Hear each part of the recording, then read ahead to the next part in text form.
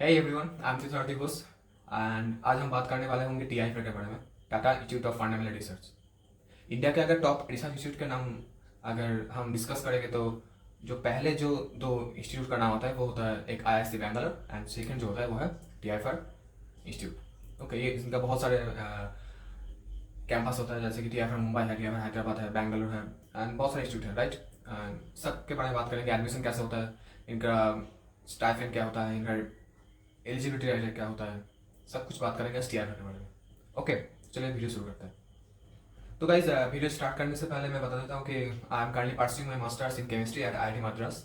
Okay, I have qualified IIT JAM, I qualified also for GATE chemistry paper 2023 and I also selected for integrated MSc PhD at TIFR Hyderabad. Okay, and मुझे TIFR के बारे में बहुत कुछ पता है, मतलब मैंने इसका एग्जाम दिया था, इसका इंटरव्यू भी क्वालिफाई किया था and I also go for interview at TIFR Hyderabad. So मैं पूरी चीज़ यहाँ पर बात करूँगा कि कैसे एग्ज़ाम होता है, कैसे एग्ज़ाम के पेपर कैसा होता है, या फिर एडमिशन क्या होता है, एंड वहाँ पर क्या क्या फैसिलिटीज़ आपको मिलता है, सारे बात करेंगे। एंड स्पेशली ये वीडियो जो होगा वो क्लास 12 स्टैंडर्ड्स के स्टूडेंट्स के लिए होगा, क्योंकि उनको लगता है कि सिर्फ आईआईटी एंड मेडिकल ही होता है शायद 12th के बाद, लेकिन जो रिसर्च में जाना चाहता है उनके लिए टीआईएफआर एक I guess one of the best research institute in India still now.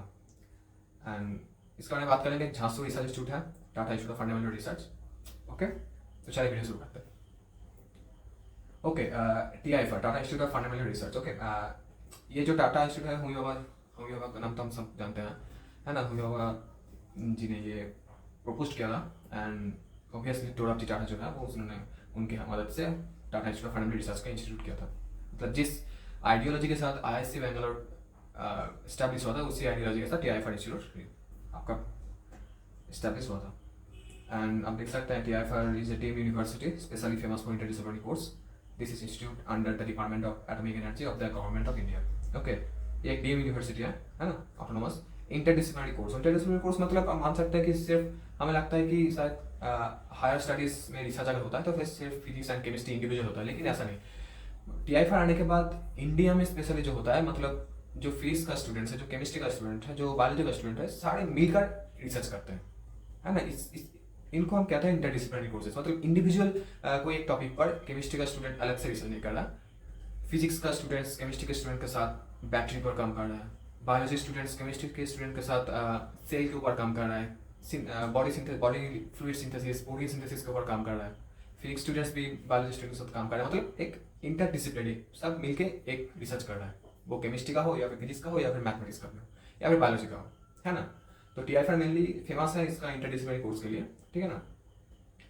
And this is institute under department of atomic energy of government of India. Okay, इनका जो रैंकिंग है, हम रैंकिंग देख सकते हैं इंडिया के रिसर्च इंस्टीट्यूट में 10th। Okay, 10th NIF ranking 10th है, मतलब 2023 का जो रैंकिंग है उसके हिसाब से 10th रैंकिंग है। पहले जो है वो है आईआईएससी बैंगलोर, उसके बाद आईआईटीज हैं, 8 ओल्ड आईआईटीज जो है वो है, एंड उसके बाद आपका टीआईएफआर इंस्टीट्यूट है। Okay, 450 in global universities and 92 best global universities. मतलब एक आप समझ सकते हो टीआईएफआर इंस्टीट्यूट रिसर्च में कैसा काम कर रहा है, आप रैंकिंग इसके हिसाब से देख सकते हो, है ना। कैंपस की बात करते हैं, मेन कैंपस है टीआईएफआर मुंबई ऑब्वियसली। और कैंपस का आप वेबसाइट चेक कर सकते हो, टीआईएफआर मुंबई का campus one of the best, I would say that India में शायद ऐसे कोई इंस्टीट्यूट होगा जो जिसका जो कैंपस है उस वो अरेबियन सी या फिर कोई भी एक सी के शोर पर है, लेकिन टीआईएफआर मुंबई का जो कैंपस है वो एकदम अरेबियन सी का एकदम करीब है। मतलब टीआईएफआर का जो ग्राउंड है जहाँ पर खत्म होता है वहाँ से ही अरेबियन सी शुरुआत हो जाता है। Okay, TIFR Mumbai. Other campuses are TIFR Hyderabad, just recently establish हुआ है, शायद 10-12 साल होगा, नहीं है। टीआईएफआर हैदराबाद, यहाँ पर फिजिक्स केमिस्ट्री बायोलॉजी के ऊपर रिसर्च होता है। NCR Pune, national Centre for radio astrophysics, one of the I would say that's NCR Pune is one of the best research institute for radio astrophysics. मतलब जो स्टूडेंट्स फिजिक्स के ऊपर काम करना चाहते हैं, स्पेशली एस्ट्रोफिजिक्स के ऊपर, उनके लिए NCR Pune is awesome choice. मतलब बहुत सारे स्टूडेंट्स को पता नहीं होता, लेकिन एनसीआर पुणे अगर आप जाओगे, मतलब वेबसाइट अगर विजिट करोगे, मैं नीचे लिंक डिस्क्रिप्शन दे दूंगा, आप वहाँ से चेक कर सकते हो वेबसाइट्स एंड फोटोज गैलरी भी आप चेक कर सकते हो। तो आप देखोगे कि यहाँ पर जाना एक मतलब बहुत ही प्रेस्टिजियस बात है। इंडिया में ऐसे रिसर्च इंस्टीट्यूट बहुत ही कम है, बहुत ही कम है, मतलब ना के बराबर, शायद 1-2 होगा, पता नहीं है। NCR Pune and NCBS Bangalore, National Centre for biological science. Okay, specially biology, after 12 biology में रिसर्च करना मतलब हमारी सोसाइटी में एक डाउनग्रेडेड लेवल पे चला जाता है, लेकिन यहाँ पर जो काम होता है एनसीबीएस बैंगलोर में वर्ल्ड क्लास लेवल का काम होता है। यहाँ पर इसका जो कैंपस है वो एक मतलब इंडिया का सबसे best and world 5 star class का कैंपस है, one of the best campus NCBS Bangalore. And यहाँ पर स्पेशली बायोलॉजिकल साइंस एंड उसके रिलेटेड जो वेरियस फील्ड है जैसे कि इन्वायरमेंटल साइंस एंड है और कुछ है, अभी याद नहीं होगा, मैं नीचे डिस्क्रिप्शन में लिंक दे दूंगा, आप देख सकते हो जाके। यहाँ पर वाइल्ड बायोलॉजी के ऊपर भी यहाँ पर काम होता है, रिसर्च होता है, मतलब NCBS Bangalore National Centre for biological Science, specially for biological science students के लिए। ICTS Bangalore International Centre for Theoretical Science and physics mathematical science. Okay, ICTS Bangalore में सिर्फ फिजिक्स एंड मैथमेटिकल के स्टूडेंट्स का ही अलाउ है। HBCSE Mumbai, CAM Bangalore Centre for Applied Mathematics. तो ये सारे कैंपस है, राइट। इनमें से TIFR हैदराबाद जो है वहाँ पर मेरा सिलेक्शन हुआ था और मैं यहाँ पर सिलेक्टेड हुआ था for integrated MSc PhD in chemistry. Okay, इसके बारे में बात करेंगे आगे, ठीक है। और TIFR में क्या क्या कोर्स अवेलेबल है? Integrated MSc PhD and PhD programme in physics, chemistry, mathematics, biological science and computer science. Okay, and MSc in various sub domain of biology. Okay, ये सारे कोर्स यहाँ पर अवेलेबल है। मतलब अगर आप आफ्टर 12 जाना चाहते हो TIFR में तो वो पॉसिबल नहीं है, आपको बैचलर्स या फिर मास्टर्स के बाद ही आप TIFR ज्वाइन कर सकते हैं, राइट। और यहाँ पर इंटीग्रेटेड MSc PhD प्रोग्राम होता है physics, chemistry, mathematics, biology and computer science and MSc in various sub domain of biology. And एक जो होता है वो होता है आपका सिस्टम साइंस के ऊपर भी यहाँ पर रिसर्च होता है।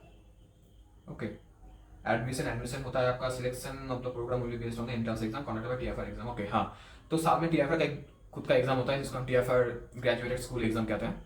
ओके, एंड यहाँ पर जो BSc स्टूडेंट्स होता है एंड MSc स्टूडेंट होता है वो इस पेपर को देते हैं for integrated MSc PhD and for PhD programme.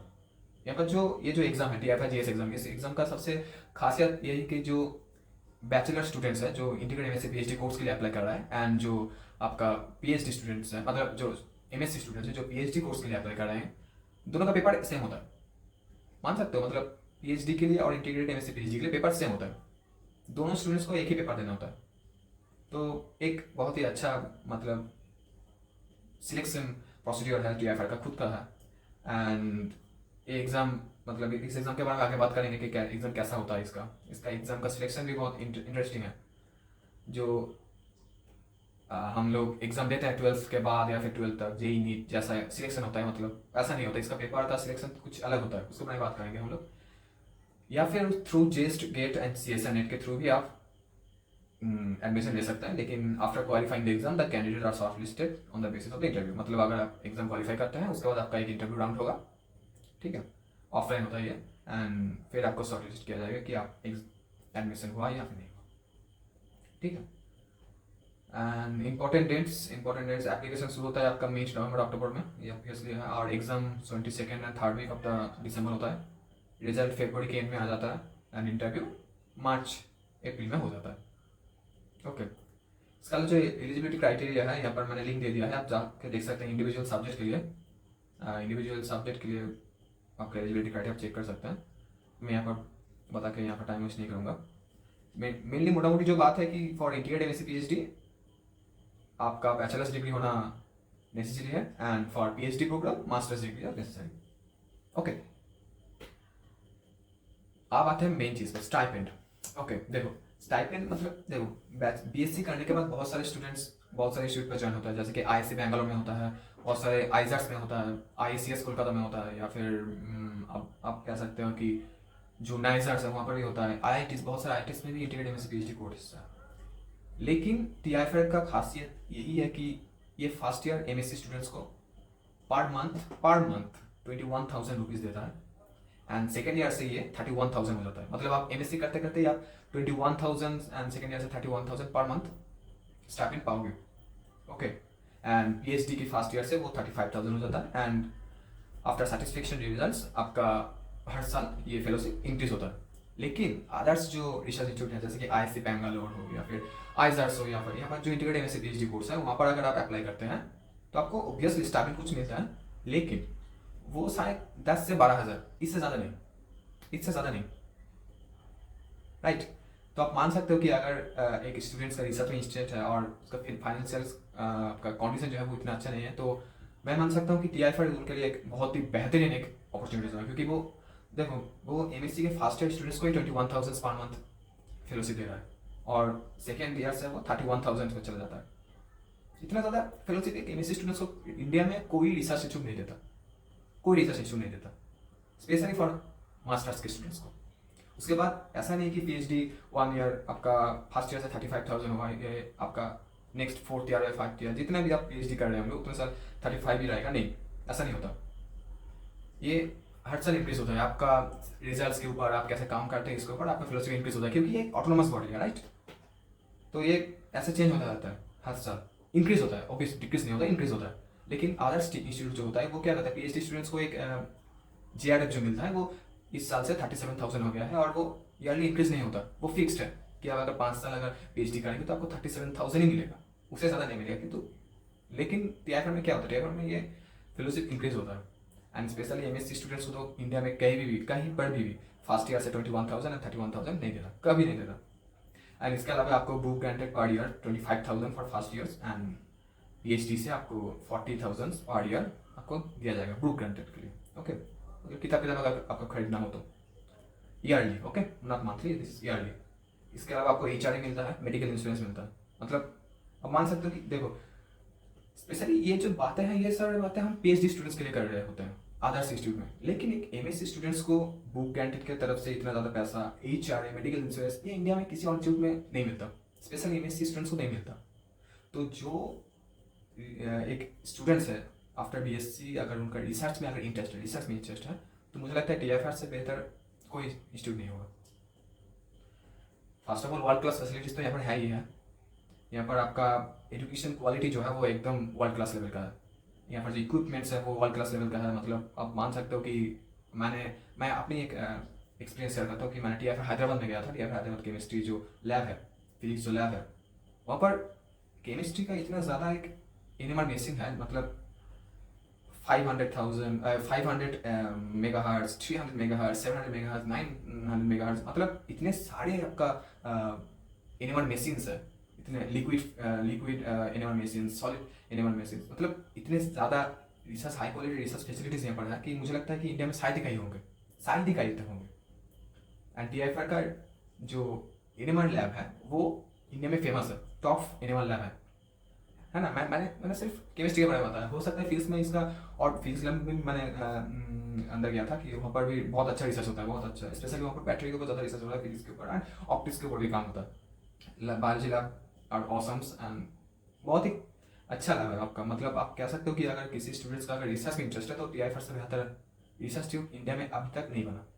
आप मान सकते हो कि आईएससी है, लेकिन टीआईएफआर जो फैसिलिटीज़ देता है वो कहीं ना कहीं आईएससी से बहुत ज़्यादा बेहतर है ना।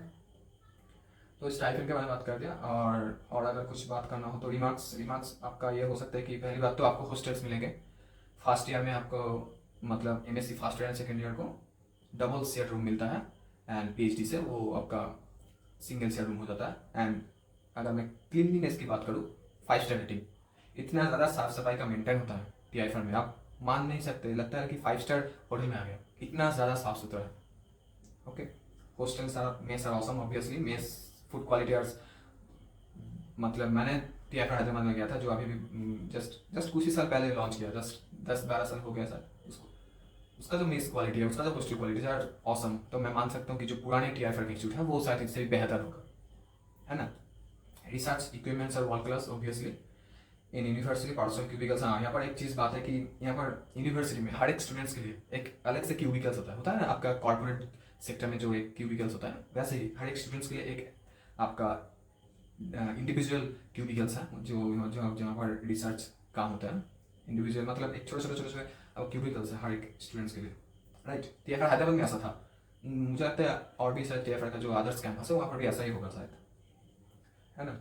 गेट रिसर्च अपॉर्चुनिटीज, ऑब्वियसली अगर आप यहाँ से इंटीग्रेटेड एमएससी या पीएचडी करते हैं तो ऑब्वियसली आपके इंडिया के टीएफआर का जो वैल्यू है वो वैल्यू आपका इंडिया में कहीं पर भी एक्सेप्टेबल है, not in India but also foreign institute, because यहाँ पर जो प्रोफेसर्स है, वो जो पोस्ट डॉक्टरल रिसर्चर्स हैं, उनके साथ फॉरेनर्स का, फॉरेन जो यूनिवर्सिटीज है उनका टाइप होता है, राइट। एंड बहुत सारे जो आपका प्रोफेसर है वो बाहर से पीएचडी करके यहाँ पर अपॉइंटमेंट होता है।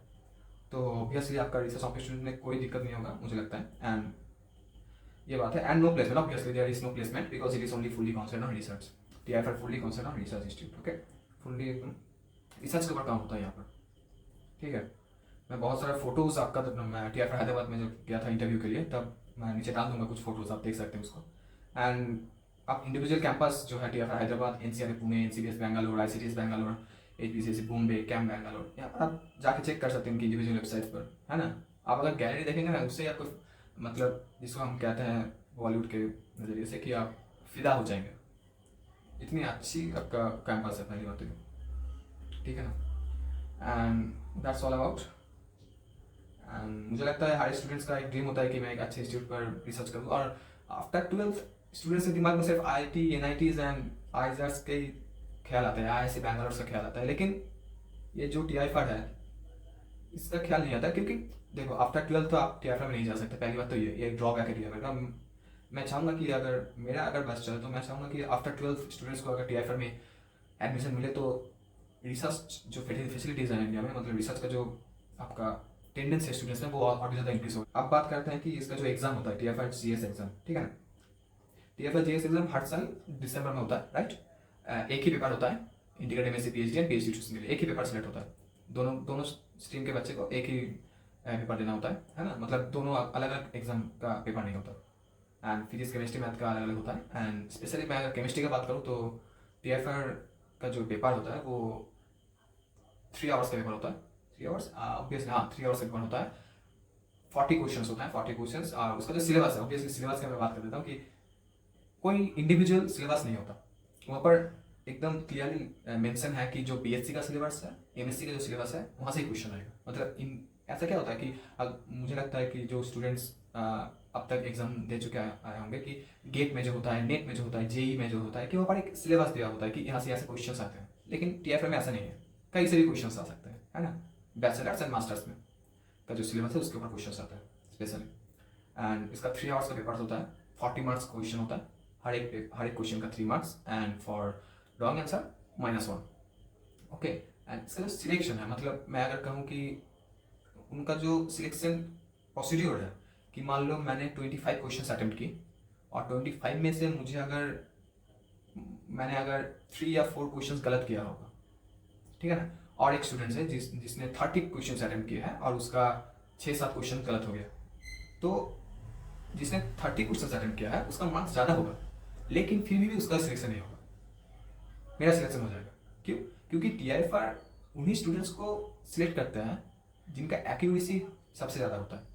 इसका मतलब ये नहीं कि मैंने 25 क्वेश्चन किया और मेरा 3 गलत हो गया, और जिसने 15 क्वेश्चन की, 15 क्वेश्चन किए, उसका एक भी गलत नहीं हुआ, तो 15 का एक्यूरेसी ज़्यादा है। नहीं, ऐसा भी नहीं है। एक बेस मार्क, मतलब मैं मान सकता हूँ कि 120 मार्क्स होता है, तो for integrated MSc PhD 50 marks के ऊपर अगर किसी का मार्क्स अगर जाता है तो तब ये अप्लाई होता है कि जिसका एक्यूरेसी ज़्यादा है उसको सिलेक्ट होता है, राइट। एंड फॉर पीएचडी के लिए मुझे लगता है कि जिन स्टूडेंट्स का मोर देन 60 मार्क्स आता है उनका सिलेक्शन हो जाता है फॉर इंटरव्यू राउंड, ओके। इसके बाद एक इंटरव्यू राउंड होता है। मेरा भी इंटरव्यू राउंड हुआ था, टीआईएफआर हैदराबाद से कॉल आया था। मेरा टीम ऑब्वियसली टीआईएफआर मुंबई था, लेकिन टीआईएफआर हैदराबाद से कॉल आया था, टीआईएफआर मुंबई से नहीं आया था। एंड 37 स्टूडेंट्स को सिलेक्ट किया था टीआईएफआर हैदराबाद में। टीआईएफआर मुंबई में शायद 10-15 स्टूडेंट्स को बोला था for integrated MSc PhD, okay. And PhD student के लिए मुझे लगता है टीआईएफआर हैदराबाद में शायद 100 स्टूडेंट्स को बुलाया था, उनमें से शायद ही 15 स्टूडेंट्स का सिलेक्शन होगा, और मेरा सिलेक्शन हुआ था इंटीग्रेटेड एमएससी पीएचडी केमिस्ट्री में इन टीआईएफआर हैदराबाद। टोटल 11 स्टूडेंट्स का सिलेक्शन हुआ। मतलब सिलेक्शन रेशियो मान सकते हो कि टोटल जो स्टूडेंट्स हैं, मतलब अगर टोटल मान लो कि 6 से 7 हज़ार अगर स्टूडेंट्स एग्ज़ाम दे रहा है, तो उनमें से सिर्फ हार्डली 50 या फिर 60 स्टूडेंट्स का सिलेक्शन होता है, including MSc and PhD and individual PhD programme के लिए। तो मान सकते हो कि यहाँ पर सिलेक्शन रेशियो बहुत ही कम है। पेपर डिफिकल्टी, ऑब्वियसली पेपर का जो डिफिकल्टी लेवल है बहुत ज़्यादा हाई है।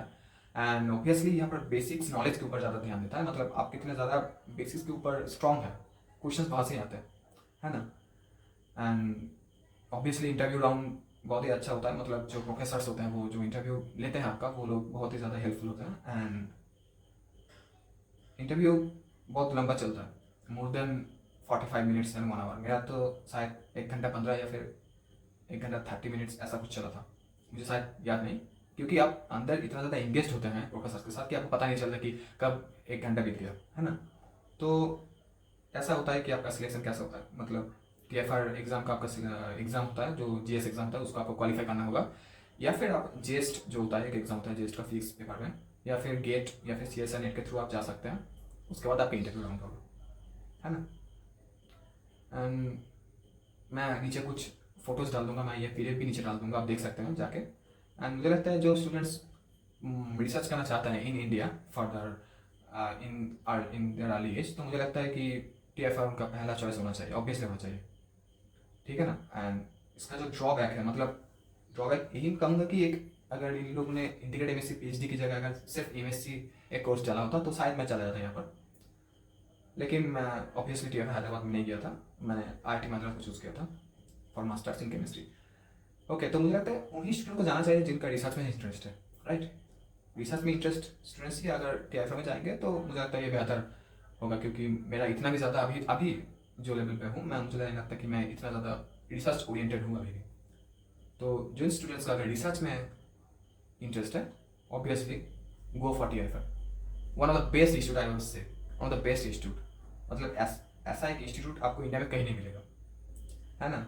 एंड और अगर कुछ डाउट होगा TFR के बारे में तो नीचे कमेंट बॉक्स में जरूर बताना।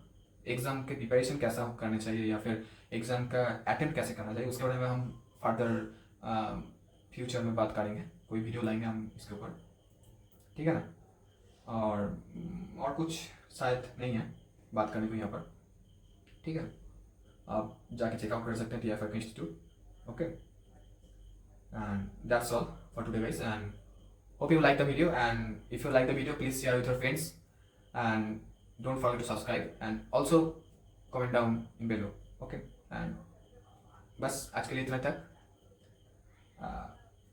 शुभकामनाएं आपके साथ कि आप TFR में सिलेक्शन हो जाए आपका, जो ड्रीम करता है TFR जाने का, ठीक है ना। एंड बस इतना ही, मिलते हैं अगले वीडियो में, थैंक यू।